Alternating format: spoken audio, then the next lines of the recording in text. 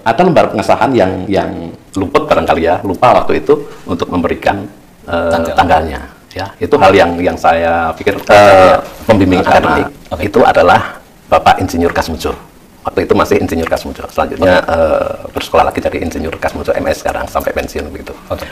Para petinggi Universitas Gadjah Mada mulai dari rektor, wakil rektor, hingga dekan Fakultas Kehutanan tampil bersama dalam sebuah podcast resmi UGM dengan satu tema besar, membahas isu ijazah Presiden Jokowi. Langkah ini dapat dipahami, mengingat belakangan ini tren kepercayaan publik terhadap keaslian ijazah Jokowi menunjukkan penurunan yang signifikan. Berdasarkan survei indikator politik pada bulan Mei, masih ada 66,9% responden yang meyakini ijazah tersebut asli. Namun pada bulan Juni, survei dari Median mencatat angka itu anjlok menjadi hanya 55,5%. Faktor utama penurunan ini, menurut hasil survei, disebabkan oleh cara kelompok Roy Suryo dan rekan-rekannya yang lebih mengedepankan pembuktian berbasis analisis ilmiah. Sebaliknya, kubu pembela Jokowi sejauh ini hanya bertumpu pada asumsi dan narasi, tanpa bukti otentik yang dapat diuji. Sayangnya, hampir 1 jam para petinggi UGM berbicara soal ijazah Jokowi, substansi yang mereka sampaikan tidak jauh berbeda dari argumen para loyalis Jokowi selama ini, keyakinan yang berdiri di atas narasi, bukan fakta. Rektor, wakil rektor, maupun dekan Fakultas Kehutanan UGM tidak menghadirkan dokumen autentik atau data verifikatif, melainkan sekadar mengulang persepsi yang mereka bangun sendiri. Berikut, beberapa fakta yang membuktikan bahwa para petinggi UGM ini meyakini ijazah Jokowi asli hanya dengan asumsi.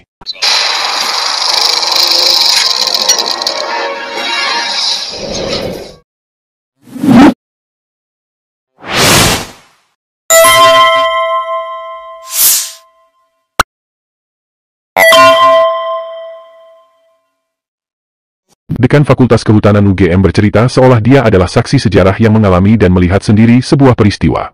Pak Dekan, Pak Dekan, Bapak Joko Widodo itu masuk tahun berapa? Dan apa buktinya beliau memang pernah masuk ke kehutanan, Pak? Baik, terima kasih. Jadi, Bapak Joko Widodo itu bisa dikatakan masuk pertama kali ke UGM itu setelah mengikuti serangkaian tes, kemudian diumumkan, ya. Proyek Perintis 1 itu diumumkan pada tanggal 18 Juli 1980.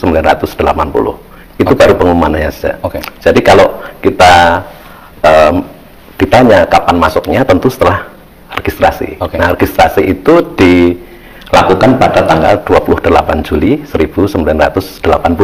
Ya, jadi bisa dikatakan bahwa masuknya tercatat resmi di UGM itu adalah 28 Juli 1980. Itu. Kalian dengar sendiri bukan? Sang dekan Fakultas Kehutanan UGM, Sigit Sunarta tidak mengatakan bahwa menurut saksi sejarah, atau menurut dokumen yang ada di Fakultas Kehutanan. Sigit bercerita seolah dia seangkatan atau sudah menjadi dosen Jokowi kala itu. Faktanya, Sigit Sunarta baru masuk ke UGM kuliah pada tahun 1990. Artinya, jika Jokowi masuk UGM pada tahun 1980, Sigit baru kelas 3 SD di Bantul, Yogyakarta. Baik, terima kasih Bu Rektor. Saya kembali ke Pak Sigit sebagai dekan. Pak, ini pertanyaan ringan saja. Bapak angkatan berapa, Pak? Angkatan 1990. Berarti Bapak adik kelasnya Bapak Joko Widodo ya? Kalau sebagai mahasiswa tidak pernah bertemu. Tetapi setelah khususnya saya menjadi dosen, saya membawa mahasiswa-mahasiswa itu untuk mengunjungi pabrik-pabrik yang dimiliki oleh Pak Jokowi. Ngeri bukan? Tidak pernah bertemu semasa kuliah, dan Jokowi sudah jadi pengusaha mobile dikala Sigit jadi dosen, tapi Sigit dengan penuh keyakinan, bercerita seolah dia melihat sendiri Jokowi datang dan mendaftarkan diri di kampus. Kedua, Sigit bercerita bahwa Kasmujo adalah dosen pembimbing akademik dan sudah bergelar insinyur pada tahun 1985. Ada satu polemik yang nggak selesai-selesai, soal pembimbing, Pak. Ya. Itu banyak sekali spekulasi, saya pengen dengar dari Bapak sekarang. Ya. Jadi, pembimbing akademik itu adalah Bapak Insinyur Kasmujo. Waktu itu masih Insinyur Kasmujo. Selanjutnya bersekolah lagi jadi Insinyur Kasmujo MS sekarang sampai pensiun begitu. Itu pembimbing akademik yang membimbing Pak Jokowi mulai semester kelima. Itu kalau zaman sampai lulus. Istilahnya dosen wali juga, betul ya? Dulu disebut sebagai dosen wali. Angkatan saya dosen wali. Ya, betul. Ya. Kemudian untuk dosen pembimbing skripsi itu adalah waktu pertama kali masih Dr. Insinyur Sumitro, Ahmad Sumitro. Tetapi setelah hampir lulus begitu ya, itu Pak Mitro itu menerima gelar profesornya.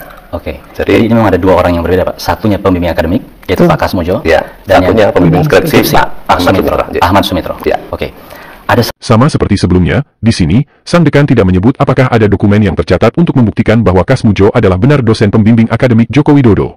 Lagi dan lagi, keyakinan sang dekan hanya didasarkan pada asumsi dan pendapat pribadi semata. Ironinya, Kasmujo dalam 2 kali kesempatan ketika ditanya Rismon Sianipar dan wartawan Kompas, Kasmujo dengan tegas menolak disebut sebagai pembimbing Jokowi. bukan dosen pembimbing akademik dan bukan dosen pembimbing skripsi. Polemik status Kasmujo begitu menarik perhatian, ketika Jokowi sendiri sampai 3 kali mengubah status Kasmujo. Pertama di tahun 2017, Jokowi menyebut Kasmujo sebagai dosen pembimbing skripsi. Tapi setelah Rismon Sianipar menemukan sebuah skripsi di Perpustakaan Fakultas Kehutanan UGM yang diklaim milik Jokowi, yang tidak mencantumkan nama Kasmujo sebagai dosen pembimbing skripsi, Jokowi lalu mengubah status Kasmujo sebagai dosen pembimbing akademik, bukan dosen pembimbing skripsi lagi. Ketiga, ketika viral di media Kasmujo membantah bukan sebagai dosen pembimbing skripsi maupun pembimbing akademik, Jokowi kembali mengubah status Kasmujo yang ketiga kalinya sebagai pembimbing biasa dan sekaligus pembimbing di pabrik kayu miliknya. Selama ini, harapan terakhir hanya tertuju pada UGM. Publik berharap, UGM memiliki dokumen terkait status Kasmujo. Tapi di podcast ini, pernyataan orang nomor 1 di Fakultas Kehutanan UGM benar-benar membuat kita kehilangan akal sehat.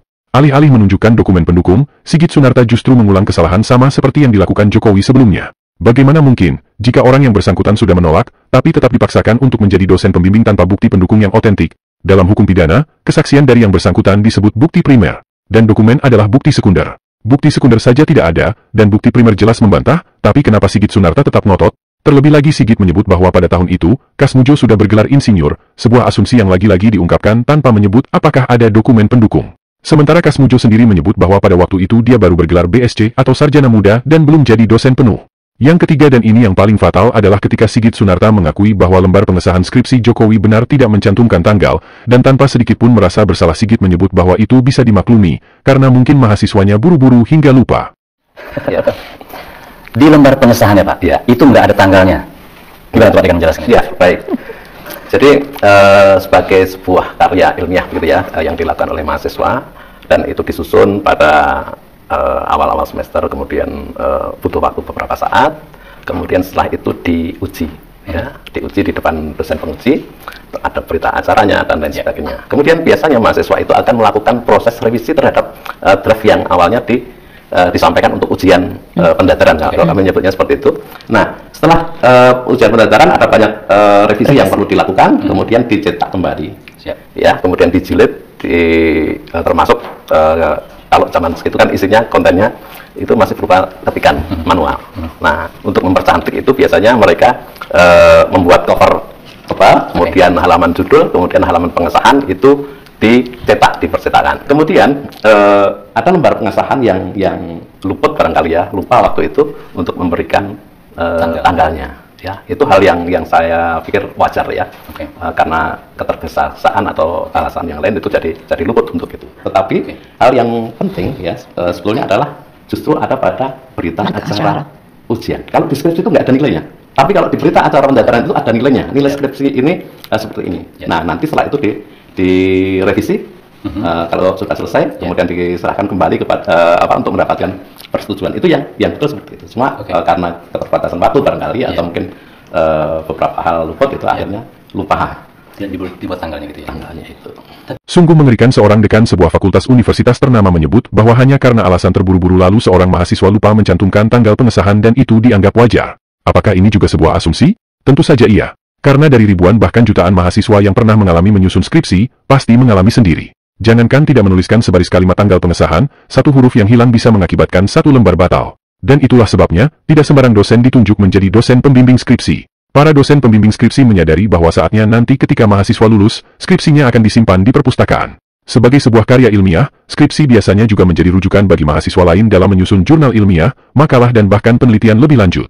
Para dosen pembimbing skripsi tentu tidak ingin mengambil resiko menempatkan sebuah karya ilmiah di perpustakaan dengan mencantumkan nama besar seorang dosen pembimbing skripsinya, tapi skripsi itu sendiri cacat formil karena tidak memuat kapan persisnya karya ilmiah itu diuji. Jika hal yang sangat substantif dalam sebuah karya ilmiah oleh seorang dekan dianggap wajar, maka ini akan menjadi presiden buruk bagi peningkatan kualitas penelitian di sebuah kampus. Akan ada saatnya ketika sebuah ijazah menggunakan foto orang lain, maka rektor juga akan berkilah bahwa itu juga wajar dengan alasan yang serupa bahwa mahasiswanya lupa wajahnya sendiri.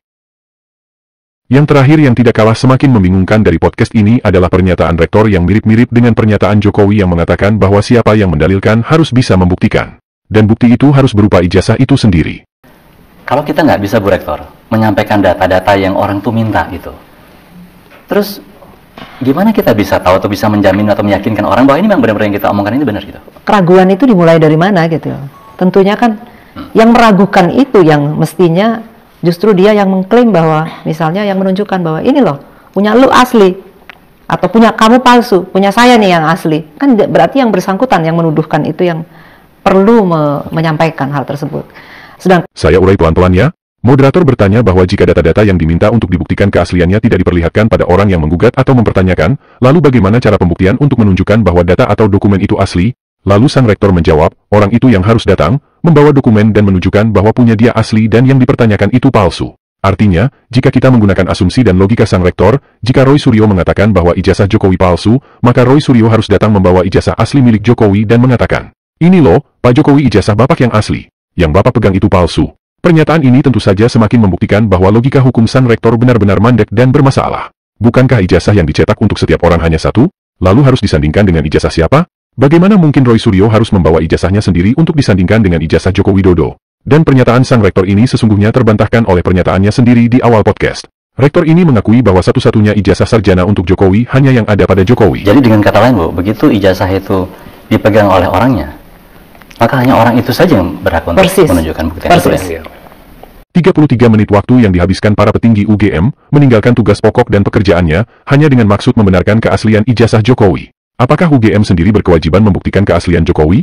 Tentu saja tidak, karena kewajiban membuktikan keaslian dokumen hanya ada di kepolisian dan pengadilan.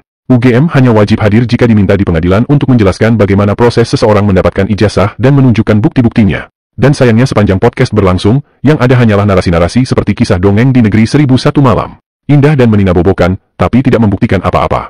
Sebaliknya, dari podcast ini justru menunjukkan seolah UGM sedang dalam keadaan panik yang berlebihan. Jika UGM yakin ijazah Jokowi asli, mereka cukup duduk berpangku tangan, sambil menunggu hasil keputusan pengadilan. Kehadiran UGM keempat kalinya di media menjelaskan keaslian ijazah Jokowi tanpa diminta pihak berwenang ini, sangat mirip jika diibaratkan dengan kasus Immanuel Ebenhaizer atau Noel saat ini. Di berbagai media Noel tampil garang dan berteriak bahwa koruptor harus dihukum mati. Jika menipu rakyat, wajib hukumnya dihilangkan nyawanya. Tapi fakta membuktikan, semangat berlebihan Noel di berbagai media ternyata hanya ingin menutupi kelakuan busuk yang dia sembunyikan selama ini. Narasi dan asumsi yang dibangun UGM, mirip dengan koar-koar Immanuel Ebenhaizer selama ini, sayangnya tidak akan cukup menjadi bukti kuat jika seandainya ijazah Jokowi disidangkan di pengadilan. Bayangkan jika Sigit Sunarta ditanya di pengadilan, kenapa tanggal pengesahan deskripsi Jokowi tidak ada? Lalu Sigit menjawab, waktu itu dia tergesa-gesa, Pak Hakim. Lalu Hakim berbalik ke rektor, Bu, tolong tunjukkan salinan ijazah Jokowi yang dimiliki UGM. Lalu Bu Rektor menjawab, silakan minta pada Roy Suryo tunjukkan aslinya terlebih dahulu, Pak Hakim. Kacau bukan? Atau bagaimana menurut pendapat kalian sendiri?